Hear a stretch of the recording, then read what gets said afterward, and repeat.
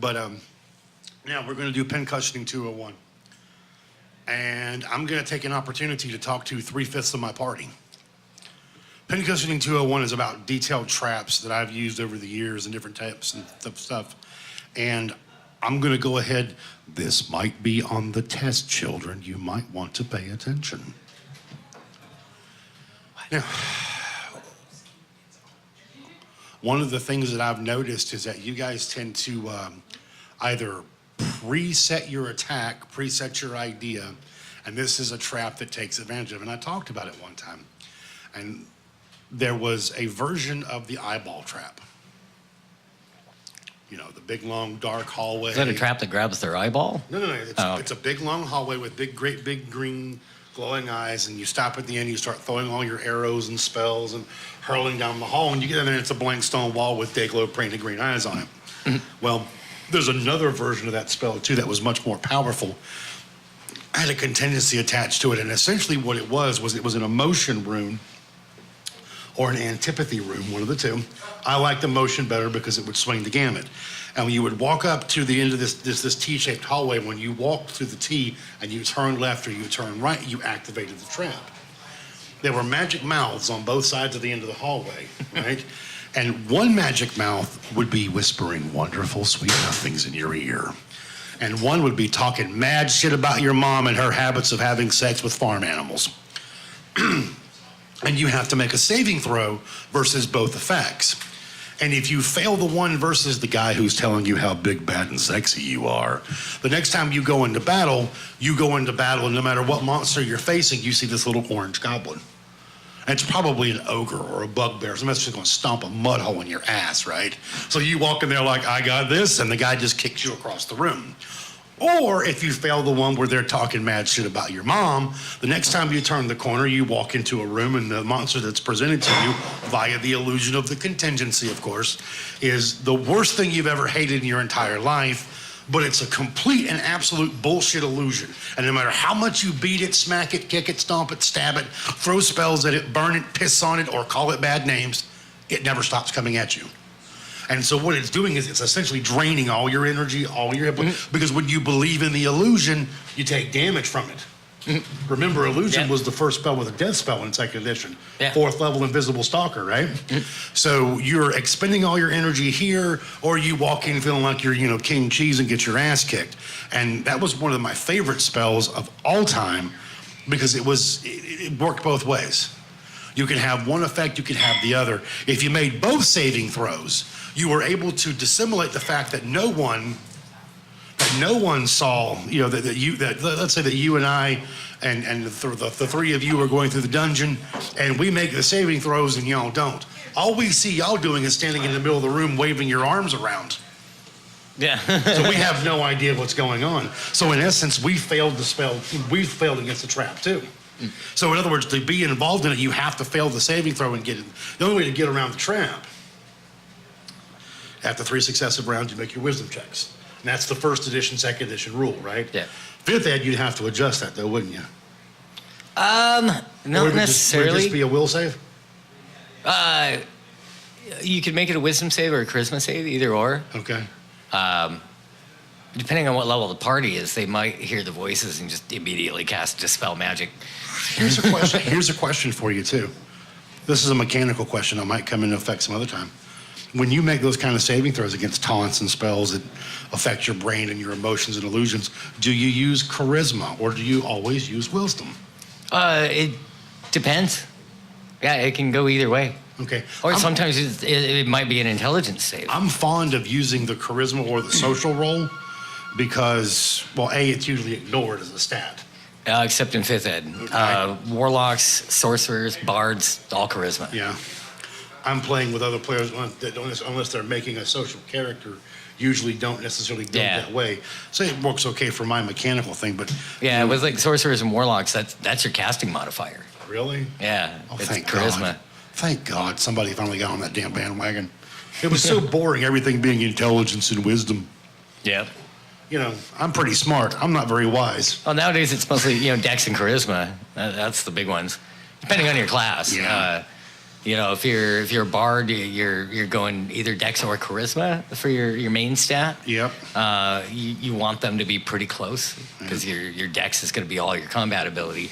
However, your spellcasting ability is tied to your charisma. With a warlock or sorcerer, not so much. It's almost entirely charisma. That's your main stat that you want. Right. I love the sound of that because it took so many years to get off that same damn one model. Spellcasters only have one stat or the other, and that's it, you know. And like, I've always been fond of, even in second ed, using charisma modifiers for turning attempts.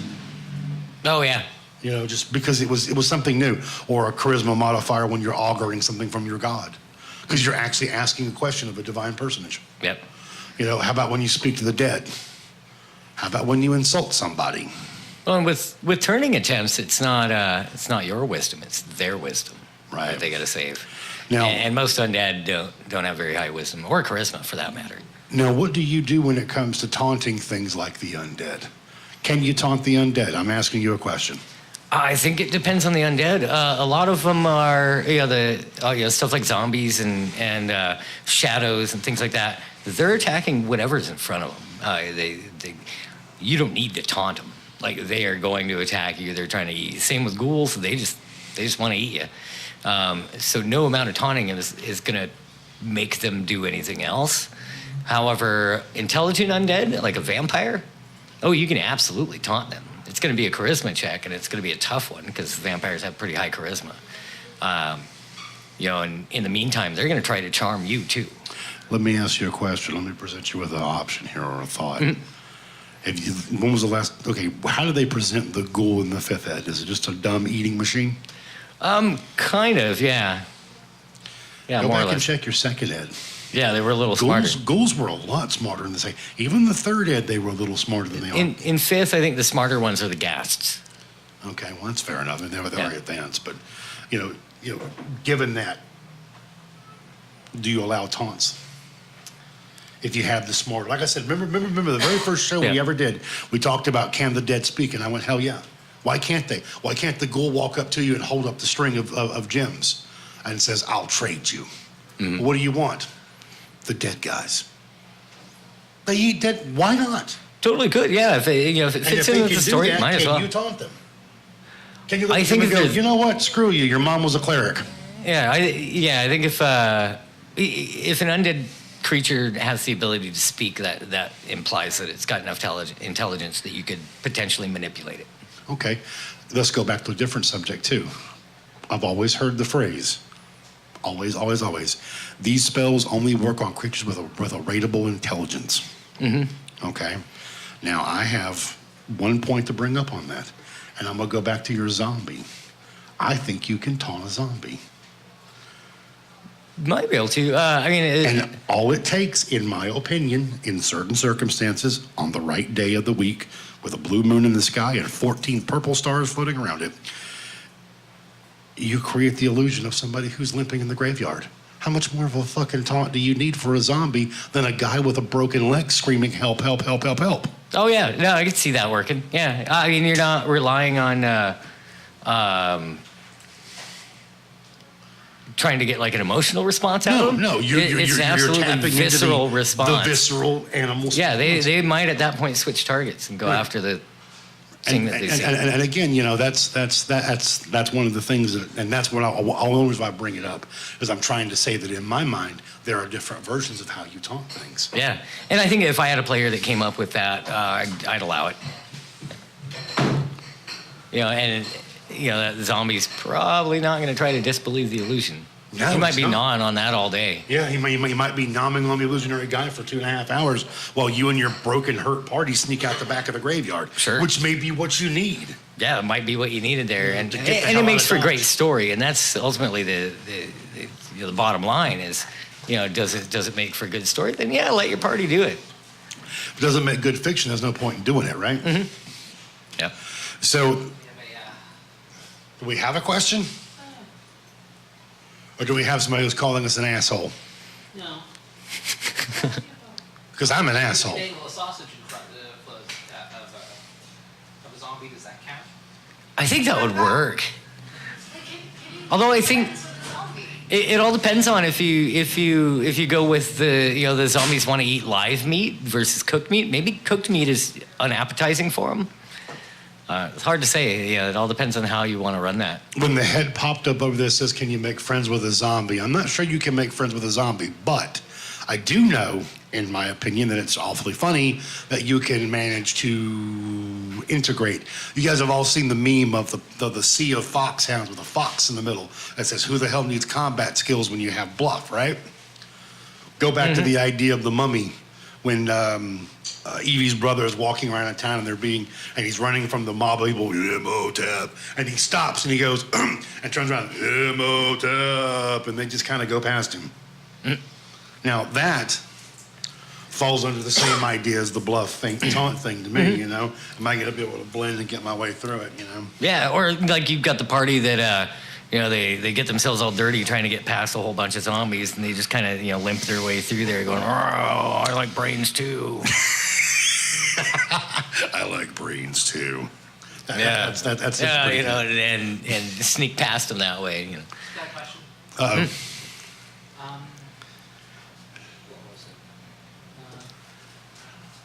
it? Old school player says, what do you find great about the new edition versus the old editions? Versus the old editions. Oh man, which one? I like 5th edition in that they've kind of gone back to the more narrative style.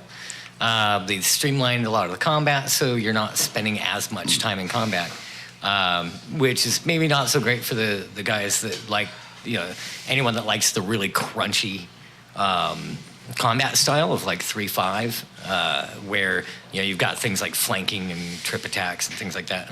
You can trip in 5th ed too, but it seems like 3-5. The combat system was geared more towards playing with minis and almost like wargaming type setup. Doesn't work that great for like theater of the mind style of combat, which is what I like to do. I like to get rid of the minis and the maps and stuff, and it's all in your head, and it does make it tricky, but I think it's more immersive.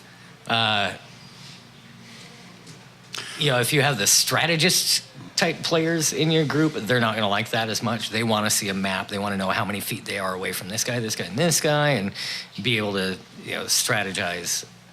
I prefer the storytelling side of the first ed, the 1.5, the 1.75, the 2.0. I liked the settings better. I think third ed, and people can yell and scream and holler and yell at the whole time. I think third ed was a bit more of a cop-out for the setting. It almost felt like they were trying to do away with all the old stuff so they didn't have to deal with it anymore. But they were still using stuff they had already owned anyway. But I liked the setting and the storytelling aspect because I thought that there was more, to me anyway, in the first and second ed, story-wise, plot-wise, than there was in the third and the 3.5. Now, I have enough experience with fourth edition that I absolutely hated it, and I haven't touched 5th ed yet at all, other than what you've told me as far as that goes. The only thing that I can say that is a lot of the newer versions of the older games that are coming out, the re-release of the Shadowrun was really good. The re-release of the Cyberpunk stuff was really good too.